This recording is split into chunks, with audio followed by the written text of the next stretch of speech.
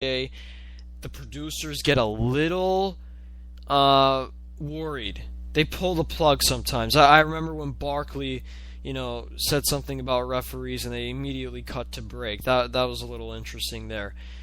And now we've come to the king of American sports, the NFL.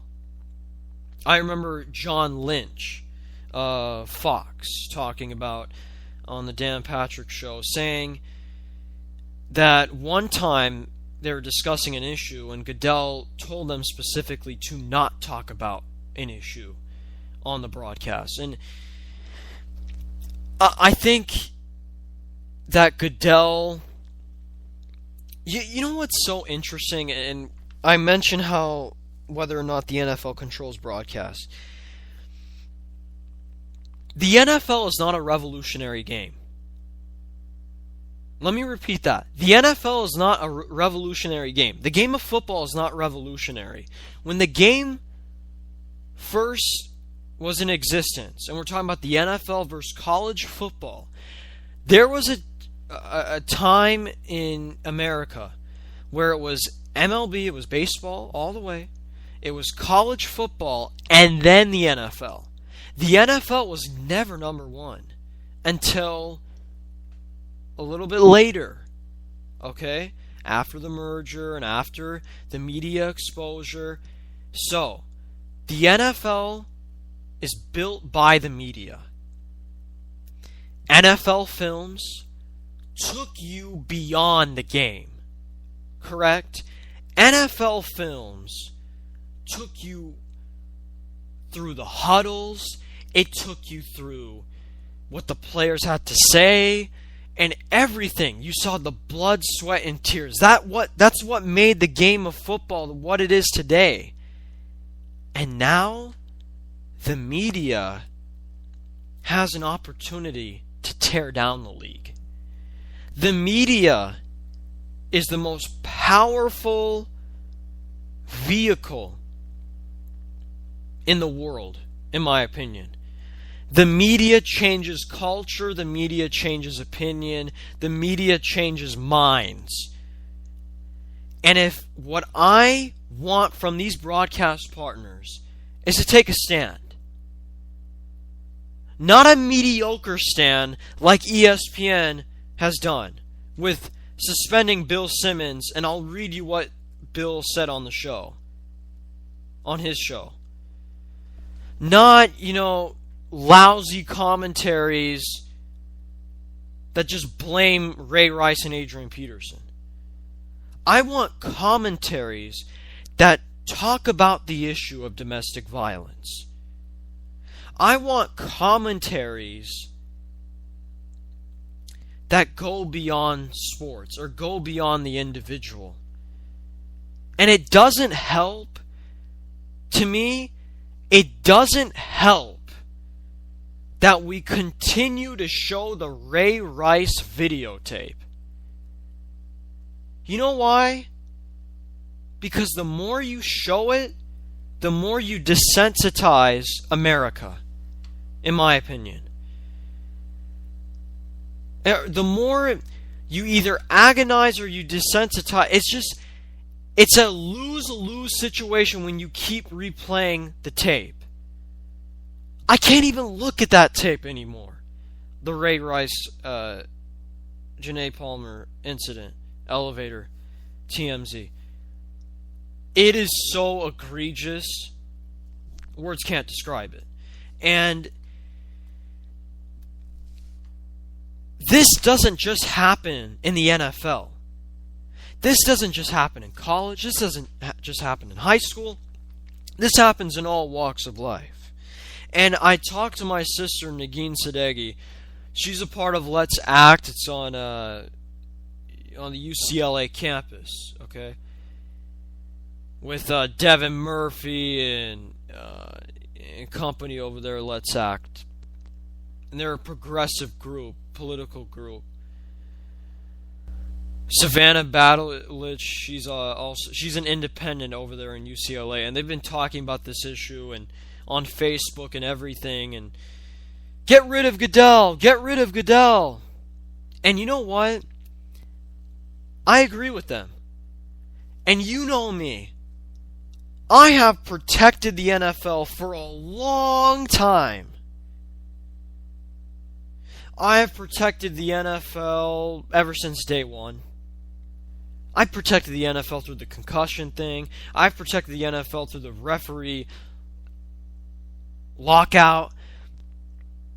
I've protected the NFL on the concussions. I've protected the NFL on the marijuana issues, the drug issues, the steroid issues. And even the issues, with players conducting themselves in a poor manner when it comes to fans. I've protected the NFL. I've said, well, they can always come up to a resolution. They are going to fix this. They are such a great league. They are this, they are that. I can't protect them anymore. I love the game. I love football. And I know a lot of people say boycott the game because the game and the players in it are sexual predators. Right? I don't believe that all NFL players are sexual predators or criminals. I think there are some good NFL players. But Ray Rice, Ray McDonald, Adrian Peterson, they kind of ruin it for the rest of the good players who do the good things, who do the community service, who are constantly, helping out fans, and Devin Still and people like that. But the NFL has turned into a disaster. It's turned into a complete mess because they haven't addressed one of America's biggest issues. And they've been so conservative. And now we're going to go into Roger Goodell's press conference and what Bill Simmons had to say about it. And I know Roger Goodell is very conservative. Anytime he talks in press conferences, or whenever he talks in general, he wants to wait. He takes the conservative approach, and he always waits for legal action. It's the same drill every time. And sorry, Roger, you can't fall back on that plan again. Because the film don't lie. The film don't lie. And they came up way short on this one. Way short on this one. Let's read what Bill had to say about the press conference. This was Eric Wemple, the Washington Post, put this transcript in their media. I actually transcribed it. This was the Monday edition of the BS report. Bill Simmons. This is what he had to say. Goodell, if you didn't know what was on that tape, he's a liar. I'm just saying it. He's lying. I think that dude is lying. If you put him up on a lie detector test, that guy would fail. For all these people to pretend they didn't know is such blank blank. It really is. It's such blank blank. And for him to go in that press conference and pretend otherwise, I was so insulted. I really was. And then this is what ESPN had to say. Mind-boggling. I'll tell you, what I'm about to read about what ESPN's had to say about this, it's mind-boggling. Here, I'll tell you why. I have to read this. This is incredible awful what ESPN had to say. ESPN source cited the network's editorial standards, which state, above all else, we are not in the business of personal attacks. The tone should not be personal or dismissive. The value of the assertion must be based on authority or knowledge. Do they even know who Bill Simmons is? Why did they even hire the guy? You should have known that was going to come out of his mouth, ESPN. Bill is a separate entity. There's ESPN.com and Grantland.com, okay? They're affiliated with each other. But Bill has free range in the network to do whatever he wants, basically. Do I love and protect Bill Simmons?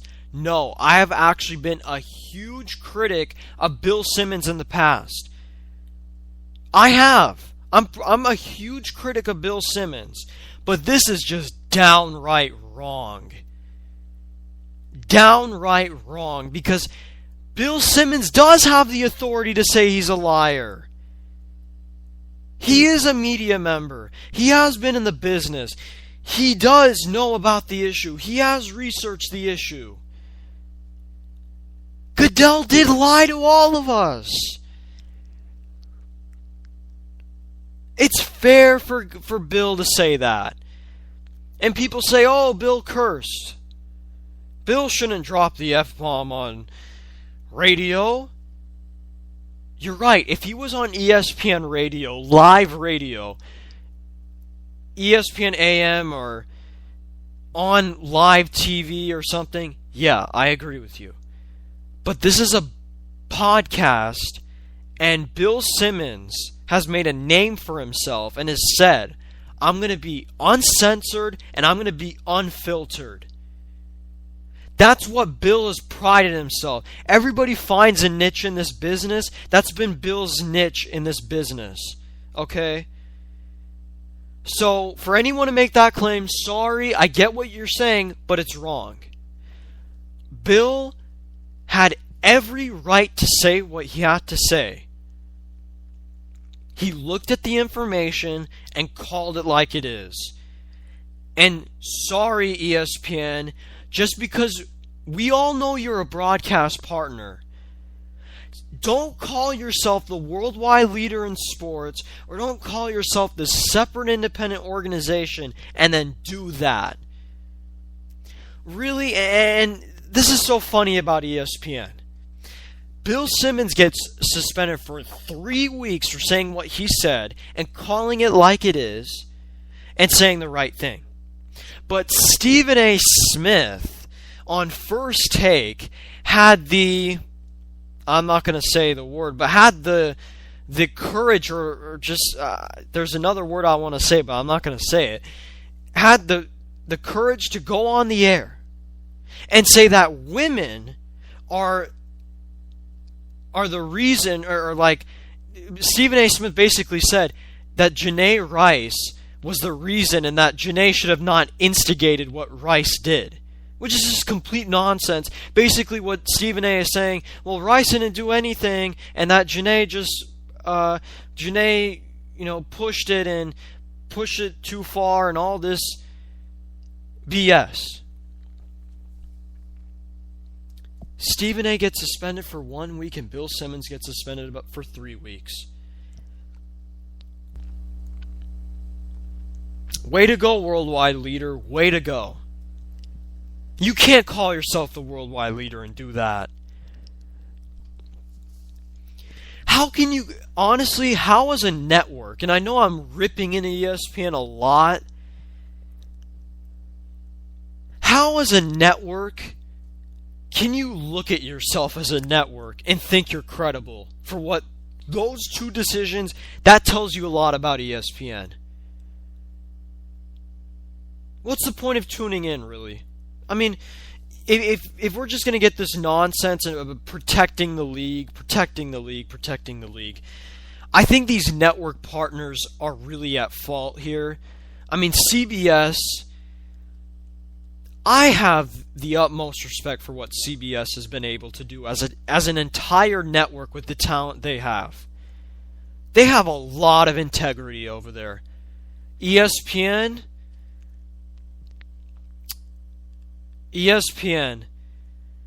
ever since the greed, ever since the power, ever since the money, I always say this, power corrupts power, and ESPN is really in a dangerous spot.